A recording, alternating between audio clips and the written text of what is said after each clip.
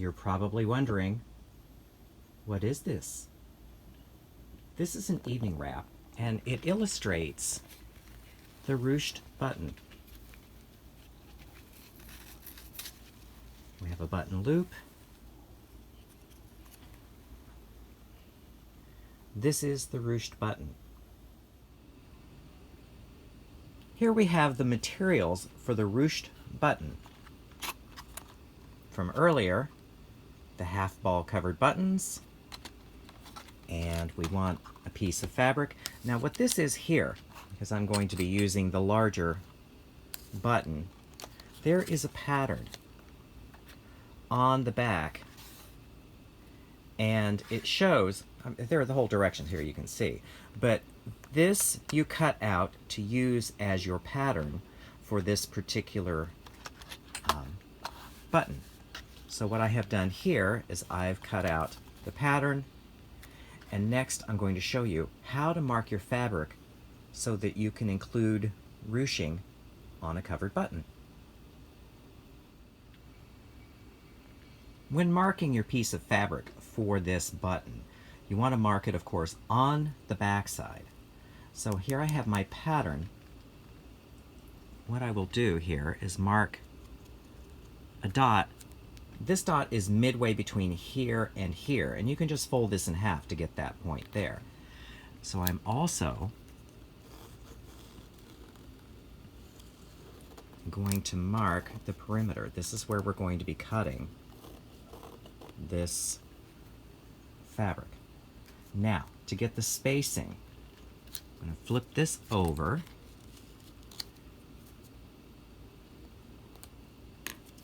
for another dot here. So this distance here is the same distance here. But then we'll mark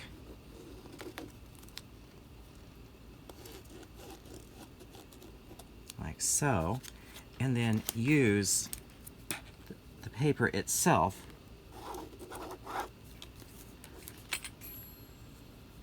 to create this. Also, I will draw a line to connect these two dots,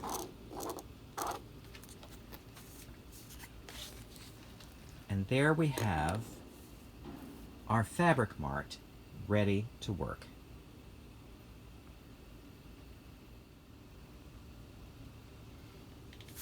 As you can see, I've cut out the fabric, and I have arranged to have two threaded needles. The first needle I will sew a short running stitch about 1/8 of an inch in from the edge. So I will sew all the way around here and meet you back here.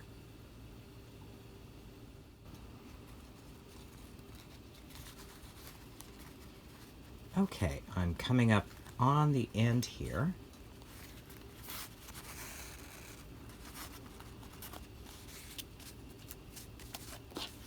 And then finally, the last stitch you put in right next to where you started, so that the needle will end up on the right side of the fabric when you're finished. Where we're going with this is these stitches will help us gather up all of this fabric. Note that we're not cutting this off, because where we're going with this is that we will gather this later. Our next step will be sewing a running stitch on that line. I have a separate thread for this operation. I'm going to zoom in a little bit here, because on this one the running stitches are not even. What you want to do is just take a tiny little bite so that you don't have much show of the thread on the front of the fabric. And the stitches themselves are, say, 3/16, a little more than an eighth, a little less than a quarter of an inch. So they look something like that.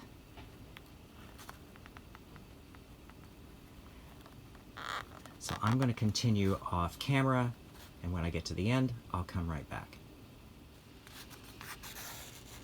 Okay, I have this sewn. The next step here is to draw it up.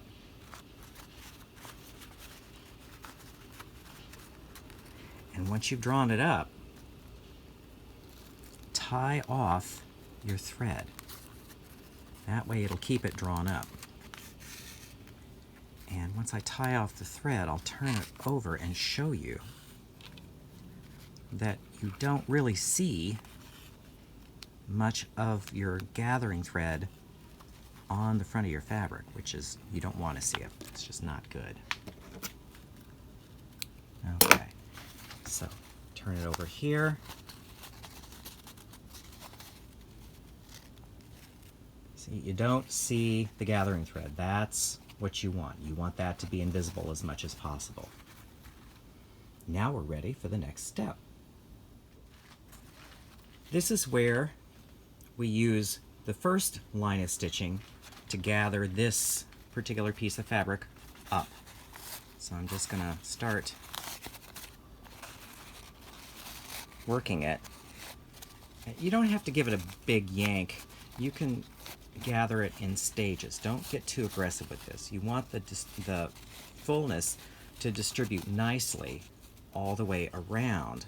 So just giving one big pull is not going to get you there. But you do want to gather it up somewhat. And it'll look somewhat like a Barbie shower cap. That's the best way I can imagine it. So yeah, just distribute this all around so that it's gathered up quite a lot. If it's gathered up too much, you can always release it later. So it's going to look something like this.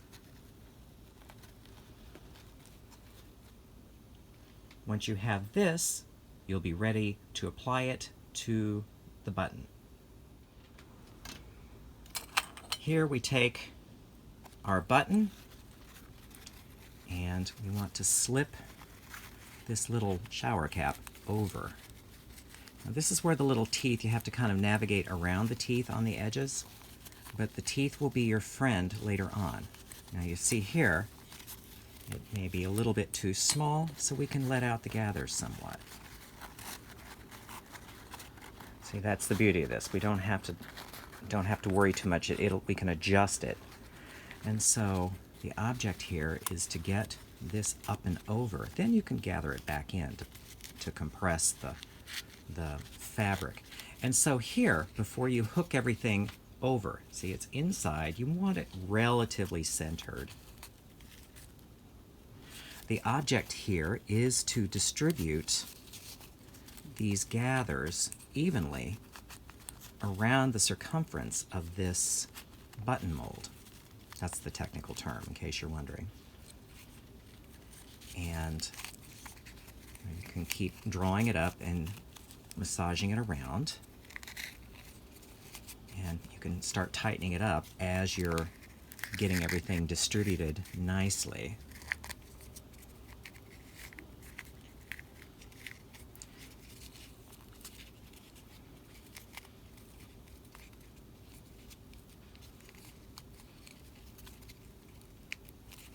And so when you've gotten it to where you think it looks its maximum prettiest, not there yet, still working a little bit. Not bad. Then, what I like to do, just as some insurance, is just to come in and stitch a few places, kind of drawing it up slightly. And as you can see here, if this is uneven here, don't sweat that. You know, you're really looking at how even is it around the perimeter of your button. That's really the gold standard. And here, if you have a little bit of an overlap, Just make sure it's distributed nicely and it's pretty. And after you've stitched a couple, 3 times just to hold everything together, you don't have to worry about this impeding the bottom of the button going on. That's no big deal. Then I just leave the thread for now. You can trim it later. So here, take one last look.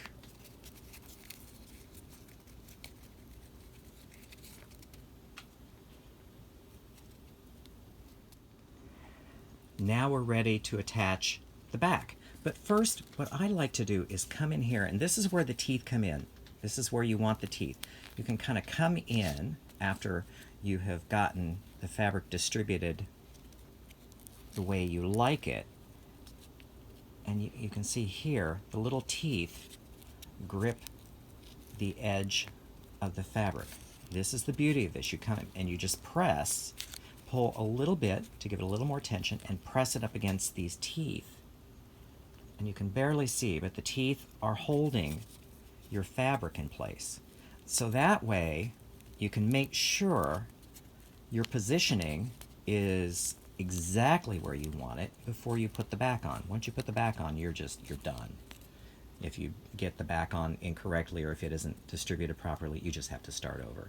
So yeah, you can see around the edge, the fabric is gripping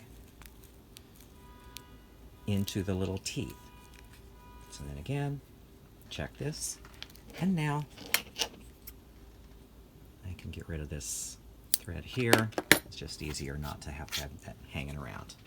So now we have prepared the top to go on the back. The next step is snapping the back in place. So here we are. You could hang your button off the edge of a table. This is just a little pad that I use for cutting. It gives me a little height here.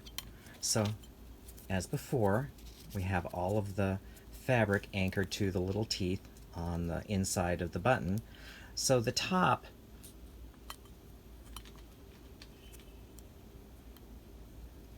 is relatively smooth. You can see there is a little bit of an edge. So you match the shank of the button, and then the first part you press as much as you can. But see here, this here is what you want to I want to show you this. This, you're going to hang this, you're going to set this on here. This will hang out, and then we're going to give a push with the heel of our hand, and this will snap down. But I want to get you a little bit lower so you can see that. You can see this better now. So that, we're going to snap this edge in. So we're going to put this in place right here, and you can see it's sitting up right now, and you hold this together. Then I'm going to put my hand on the button, and then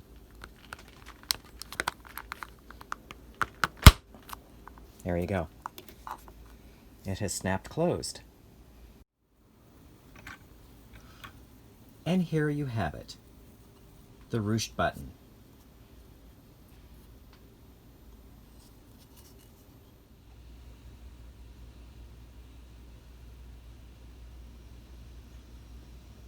To close,